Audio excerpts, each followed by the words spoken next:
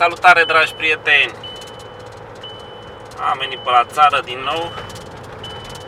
Acum s-a mai înorat, dimineața a fost foarte frumos și am văzut în drum spre bunicii mei, de fapt spre părinții mei, că bunicii nu mai sunt aici, foarte mulți pescari pe râu și presupun că nu pescuiau după ștucă de la țară, pentru că e prohibiție și anume pescuiau după altceva. Avem și noi un băț cu noi și mergem să vedem dacă găsim vreun pește pe acasă. Dacă aș reuși să prind o babușcă, aș fi foarte fericit.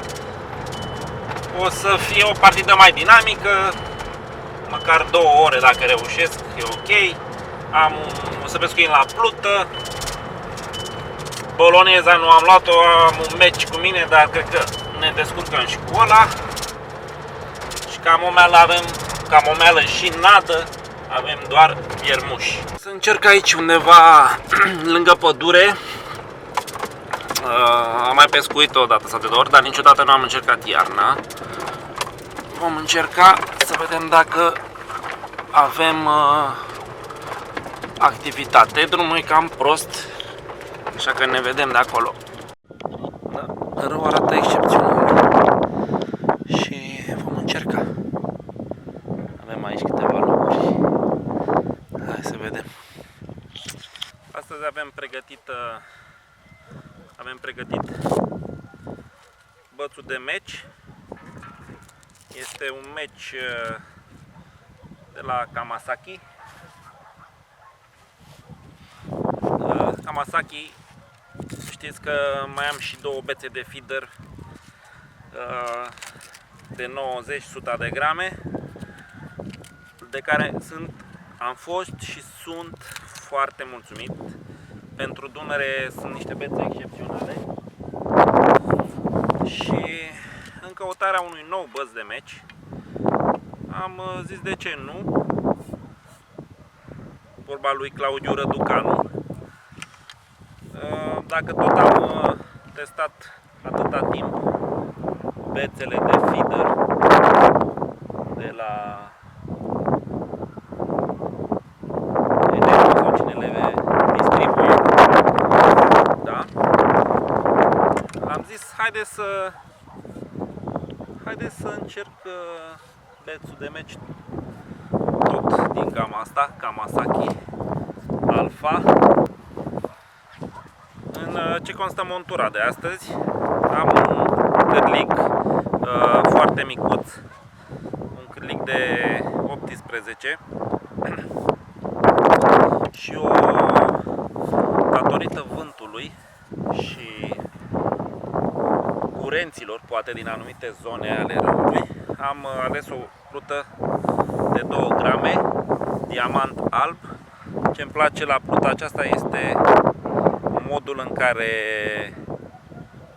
tija de semnalizare, antena plutei, este colorată. Vântul a început să bată destul de tare, așa că mă voi duce un pic în amonte să arunc cu ierbi.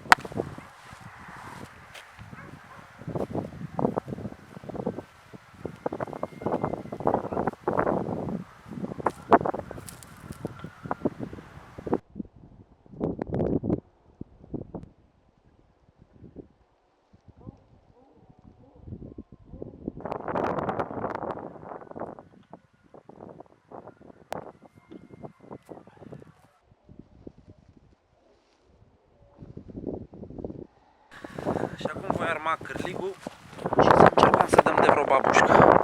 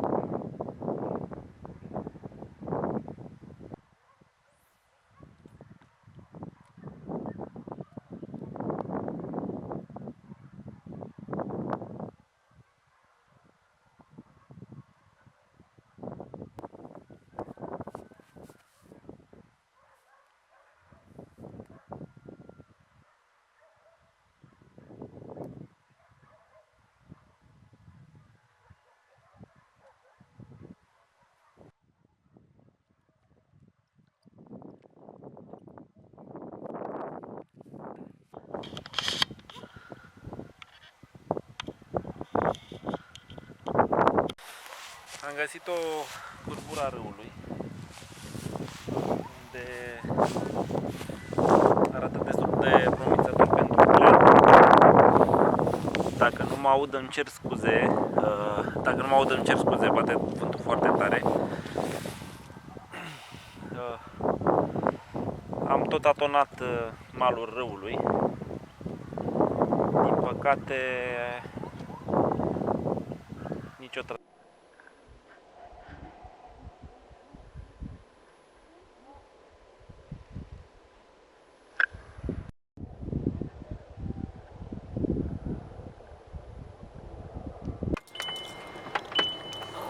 schimbăm locul, lanseta o avem pe mașină prinsă. Nu am mai strâns-o. Și cercăm să ajungem la locul nostru consacrat, acolo unde am avut rezultate iarna, adică rezultate, un pește, 2, 3, 4. Acum nu știu, nicio zi nu seamănă cu cealaltă. Pare că locul nostru e luat de altcineva. E o mașină albă acolo, dar mai sunt locuri pe aici. Locuri de care nu știam. E un loc nou. Voi pescui prima dată aici. Să vedem. Încercăm. Deschizătură destul de mare. E apa mică aici. Se vede că e apa mică. Da. Nu știu ce să fac.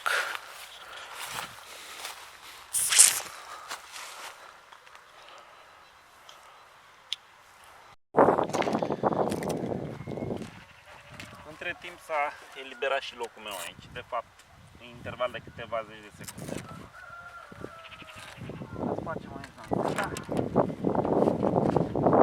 rapid. Am strâns-o.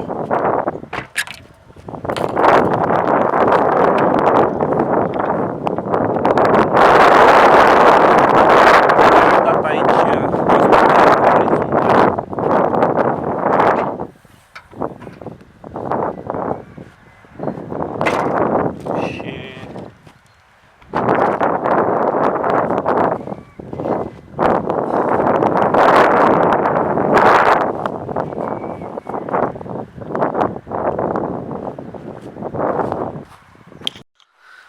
sunt niște lebede aici.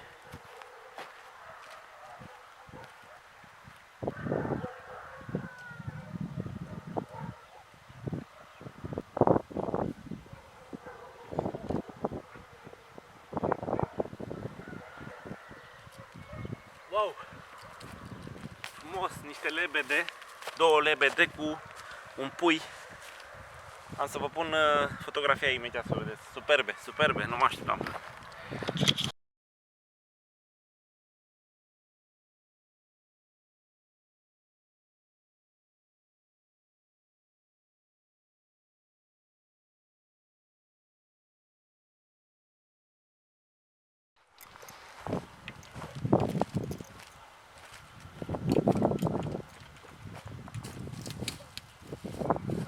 Am ajuns la locul meu consacrat aici.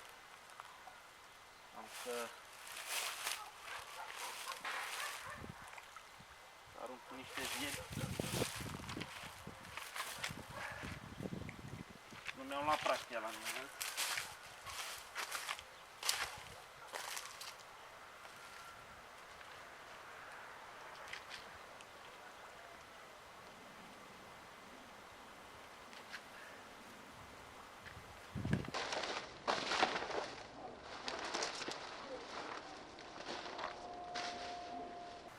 Dăm drumul la câteva lanseuri, la târâși.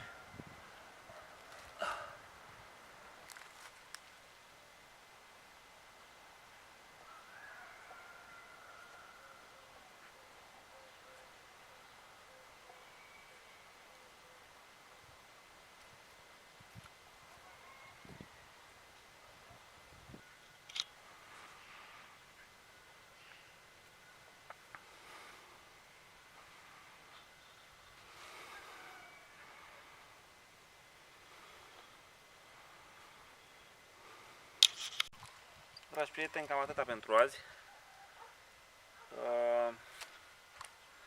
Așa sunt partidele astea de iarnă, suntem încă în februarie. Foarte rar când ai activitate pe o apă naturală, cu toții știm asta. Așa că nu aruncați cu pietre în mine, că nu ați văzut pești. Eu cred că imaginile cu acele lebede și natura care ne conjoară de multe ori face mai mult decât un pește sau doi capturați.